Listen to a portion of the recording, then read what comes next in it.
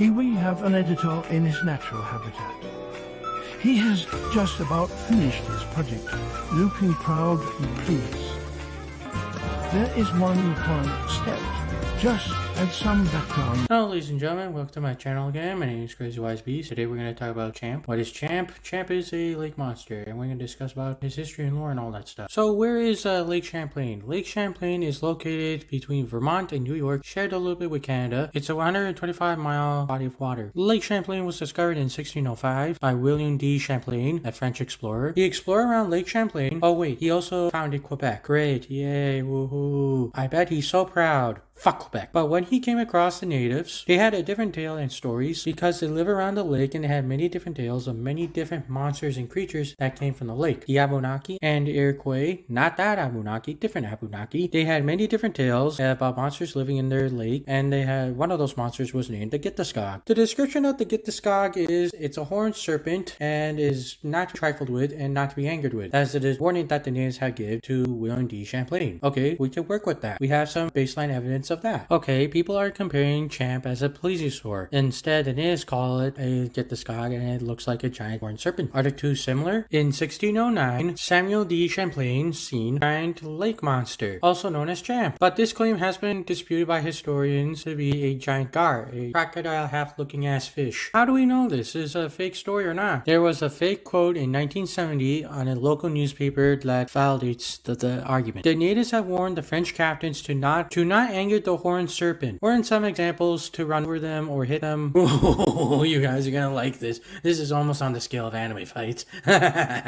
Sir Disney ass named character right here, Captain Crumb, in 1819, which he had seen the the lake monster. He was in his boat. Oh right, and by the way, seen a huge black creature, 187 feet long. Okay, the length of it was 57 meters long. Woo! And it opened its mighty jaw to reveal 3 mighty teeth. Okay, that's shitty dental plan. With purple eyes like a peeled onion. The fuck? And a white star on its forehead. What? Belt of red on its neck. What the fuck are you talking about now? And God's work was being fulfilled by 2 sturgeons, mighty warriors of God himself. And a couple of billfishes. And maybe the turtle who knows the secrets of the universe. And he used an awesome epic laser beam. Epic awesome battle began. Waging. The earth shook. The land was being destroyed. The heavens were burning. Jesus himself was shooting laser beams out of his eyes. It never happened. And that last bit was just me. The creature over 100 meters away with very specific details. How does that make sense? Remember that last bit was me again, folks. That will make one hell of an anime battle, though. Now let's get to 1873. The first eyewitness tale is the railway crew. They saw an enormous serpent in the river, possessed bright silver scales, which glistened in the water when the sunlight was hitting it. Who knew? The story was published in the New York Times as well in the same year. Neat. Also in 1873, a small steamer vessel, the W.B. Eddy, had struck the creature. The witness report was when they hit the beast, it nearly turned over. After Champ got really struck at the back by the steamer vessel, it raised its head and swam at the opposite direction of the steamer vessel at the same speed of the steamboat. And another eyewitness report in 1873. A lot of shit happened in 1873 at this place. The showman P.T. Barnum, he had developed the interest about Champ, and he set a reward for capturing Champ, which was $50,000 dead or alive. World's Mammoth's Fair. He was not above faking his items, animals, or exhibits in his fair. Oh god, what is with us trying to kill this thing? Another eyewitness account in 1883. Clinton County Sheriff went to see an enormous serpent, 20 rods. I don't know how they got the measurements on that. The creature's head sticked out of the water 5 feet above. A long jaw and a snake-like head, no horns. The estimations he made were 20 to 30 feet long for its length. A more recent account, and most famous of them all, is the Nancy photos, 1977. The family was taking a vacation at Lake Champlain, and the family had reported seeing some ripples in the water. Alright, she started looking at the ripples of the water, and then she noticed a creature, and then she called her kids back and took a photo. It does look like a plesiosaur. It's looking over its shoulder for its other kind, or either avoiding predators. It looks realistic, has a nice sloping head and serpent neck. And this is a way more better photo than the picture of Nessie in Loch Ness, or a creature that has convergently evolved in the body plan of a plesiosaur. There's more to this story you guys haven't known about yet. Some tales, she got rid of the negative photo, and some tales, they say she lost the negative photo.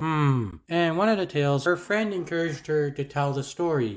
To a Champ expert, which is something that I learned. And the location location where Nancy had shown the Champ investigator very highly disputed. It is no more deeper than 14-15 feet, so a 20-foot or 30-foot long serpent-like creature or plesiosaur could not swim there easily. It would be beach or lake beach. It could be possible it's a juvenile of the species just having a little swam across the lake. If that's possible, then nice, but that doesn't explain the irregularity of the stories about the Nancy photo. In Darren Naish's book Hunting with Monsters, the story had been changed multiple times with many different investigators. Her husband proclaimed that she had burnt the negative photo because it brought too many bad memories with the family seeing that creature, or in some cases she lost it. Some of the stories also say her negative picture was displayed on her kitchen fridge or either on her wall, or was hidden in an album. But a Champ investigator did ask her where she took the photo. She said she didn't remember where she took it, and then later she said she didn't want to reveal the location because people would kind of try to kill it, and she proclaimed she knew the area very well. And the Champ investigator reported she wanted more of the publicity and fame, and to mention that her co-worker would be her agent. There's some malarkey and a lot of skepticism and a whole lot of bullshit. For those who still think it is a real picture of a plesiosaur, the unevenness and irregularness of the photo with the uneven dark areas and light areas might suggest it's a log or plant matter, like a floating log, would being decomposed in the water. In large bodies of water with currents, the logs could be decomposing and gases could be made by the bacteria picking up the logs to the surface of the water, making it look like it is a living creature moving. I'm sorry that discourages you. In another eyewitness account in 1984, the cruise ship Ethan Allen, which the boat had swam across Champ, which witnesses have reported, are around 50 to 100, so the numbers are disputed. The captain had described a 20-foot long serpent-like creature with 3 humps, which had swam across the boat. The humps had made waves until another ship came and started making waves. The creature dived down, and from that day onwards, the captain had been convinced he saw something. Now let's get to the speculative creatures. You won't believe it. A very odd encounter with investigators. Dennis and his father had allegedly encountered in a marsh area. They apparently saw a small baby champ that looked like a tiny tropheus. The length of it was 30 centimeters, which investigators and researchers had asked them where they have found the baby, and they can't remember or recall where they have found the baby, so it has been lost. Go figure. Tiny tropheus could not survive up to this modern day without any fossil records, and somehow a small population has not interbred and made mutant babies that cannot survive. I'm sorry, a tiny tropheus is not lining up with the evidence we have so far. People have started recording sounds in the lake, and they have reported these sounds to be squeaks and clicks. Okay, we have some evidence now. Some people have thought there was a population of beluga whales living in the lake. It's not true or false. In the past, there were beluga whales that did live in Lake Champlain, but that was tens of thousands of years ago, and that was used to be a connection to the Atlantic Ocean. The weather was a lot more colder back then too. For today's Lake Champlain, no, it's not big enough for them, and there's not enough space for them either, so they couldn't survive. We would have documented them, the natives would have mentioned it, and there would have been populations of them being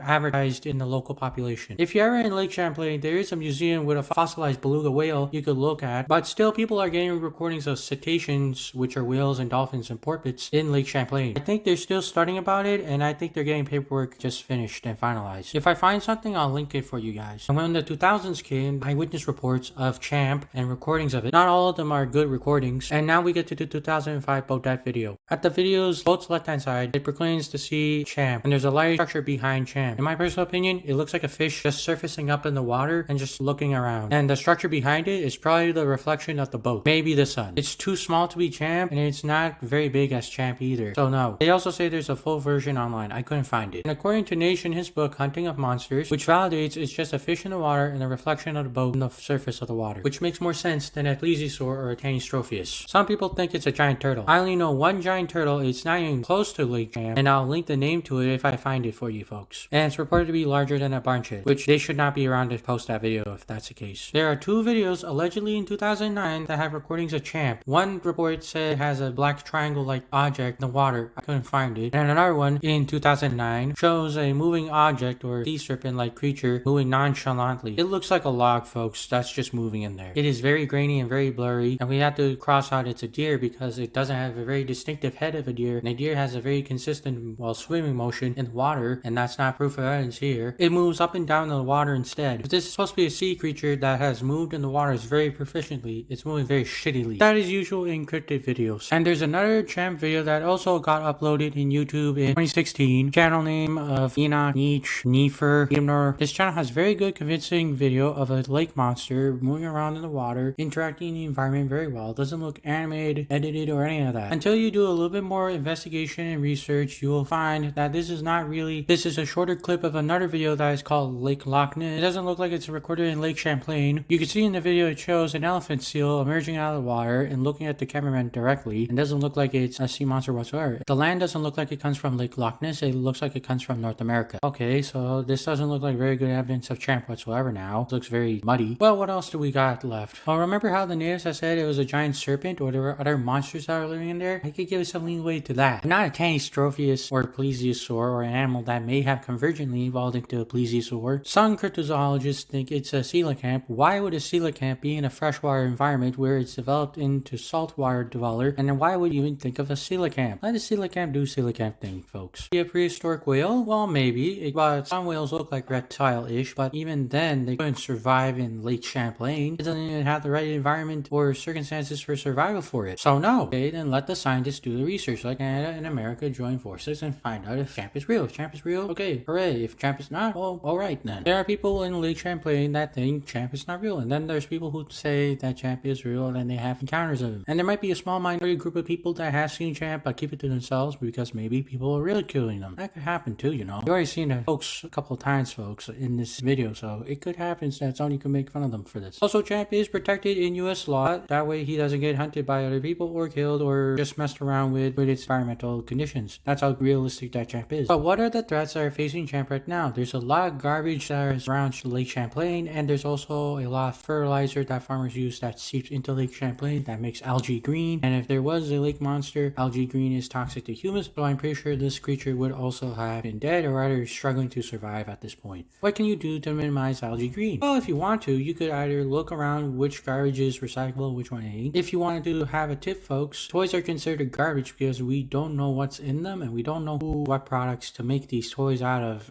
what kind of plastics. Some plastics are considered non-recyclable or illegal, I know. And there hasn't been research and development into that money and how toys are recyclable and which ones are not recyclable. Just a pitch. Some people think the sea monsters or log debris could be caused by seiches. Seiches are standing bodies of water that have waves that are within their boundaries. There are also underwater waves that could oscillate and move around the debris. That could be what causes Champ sightings. That react to wind on the surface of water that could cause seiches. Here's one example, folks. In Darren Naish's book, Hunting of Monsters, that he discusses that all the eyewitness accounts, details, and such could be susceptible to cultural views. When culture mixes with another culture, they kind of convergently evolve into a new character that they come up with. Champ was originally a sea serpent. He became somehow a plesiosaur or a Tyrannosaurus or a turtle. It doesn't make sense, but it makes more sense when you think about it. When people get together in different cultures, they kind of share different ideas and they kind of make sense in one another. And yeah, because that makes more sense why Champ has 3 humps or 4 humps, why he looks like a plesiosaur and all that stuff. Probably in the old days, Champ was used as a boogeyman, the devil, to scare children and make sure they behave and they don't go too deep in the lake waters, not go in inappropriate times like winter time, and to respect elders, and so on and so on, and Champ became a teaching lesson. So that explains everything else. But you're telling me, how about those whale sounds that they have recorded? Maybe Champ is real. Maybe he is in Lake Champlain. Well, they're still doing research and other programs about that, so when they do have information about this, I'll let you guys know and I'll tell you guys. Otherwise, I think it's still ongoing investigation on that. Who knows, maybe Champ is real and he is some sort of like whale-like animal that or plesiosaur creature. That would be kind of nice if it really happens to be the case. Some sort of plesiosaur or whale-like creature. That would be kind of cool. He's already got a baseball team named after him. He's got a museum after him. He's in a parade float as well. He's got even a book named after him as well. All he needs is a TV show or a movie or video game and Champ's set. He's really popular. And who knows, this might make America less kooky and they may want to protect Champ if he's real. Sorry, Bald Eagle, but you have like a bald-headed bird syndrome. You kind of pulled off though. Later, folks, I'm just gonna watch interdimensional television about Cosmic Mike Tyson versus fusion of Albert Einstein, Buddhist enlightened Muhammad Ali. Later, folks.